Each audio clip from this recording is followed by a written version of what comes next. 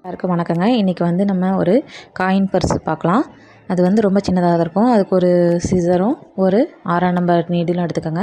இதுக்கு வந்து நான் 2 த்ரெட்டையும் சேர்த்து வச்சு இந்த மாதிரி விரலை சுற்றிக்கோங்க. அந்த எண்டிங்கில் இருக்க த்ரெட்டை நீடில் வழியாக எடுத்து அந்த லூப் வழியாக எடுத்துகிட்டு விரலில் இருக்க த்ரெட்டை அப்படியே விட்டுருங்க. விட்டிங்கன்னா லூப் இந்த மாதிரி வரும். வந்ததுக்கப்புறம் நீங்கள் நீடில் த்ரெட்டு கீழே விட்டு எடுத்து திரும்பவும் லூப் வழியாக வெளியே எடுத்திங்கன்னா செயின் வந்துடும். இந்த மாதிரி சிம்பிளாக தான் இருக்கும். மொத்தம் 15 செயின். நான் இதில் வந்து 16 செயின் போட்டிருக்கேன். சரிங்களா?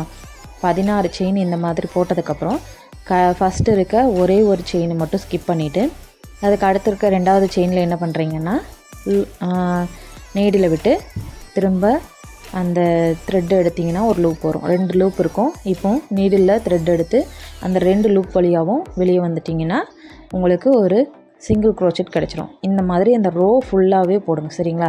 கடைசி எண்டிங் வரைக்கும் இருக்க செயினில் போடணும். இந்த மாதிரி போடுங்க. இது ஃபுல்லாகவே மொத்தம் நம்ம சிங்கிள் க்ரோச்செட் விட்டு தான் பண்ணுறோம். நீங்கள் செகண்ட் ரோ பண்ணுறக்கு அப்படியே அதை திருப்பிக்கங்க. கீழே இருக்கிறத திருப்பினதுக்கப்புறம் ஒரு செயின் போடுங்க.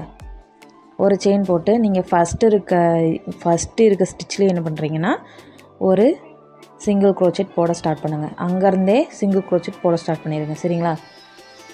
இந்த பாருங்கள், இந்த மாதிரி சிங்கிள் க்ரோச்செட் போட்டு கடைசி வரைக்கும் இந்த பர்ஸு ஃபுல்லாகவே சிங்கிள் க்ரோச்செட் மட்டும்தாங்க. நம்ம இப்படி டர்ன் பண்ணி நான் எப்படி போட்டிருக்கணும் அந்த மாதிரி போட ஸ்டார்ட் பண்ணுங்கள். ஒரு செயின் போட்டு ஸ்டார்ட் பண்ண ஆரம்பிக்கணும். இந்த மாதிரி எண்டிங் வரைக்கும் போட்டு முடிச்சுருங்க.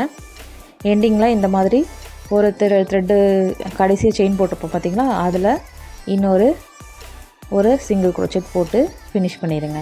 ஃபினிஷ் பண்ணிட்டு திரும்பவும் திருப்பிட்டு ஒரு செயின் போட்டு திரும்பவும் சிங்கிள் க்ரோச்செட் போட ஸ்டார்ட் பண்ணுங்கள். இந்த மாதிரி உங்களுக்கு எவ்வளோ ஹைட்டு தேவைப்படுதோ அவ்வளோக்கு போட்டுக்கோங்க. சரிங்களா? நான் வந்து இவ்வளோக்கு போட்டிருக்கேன்.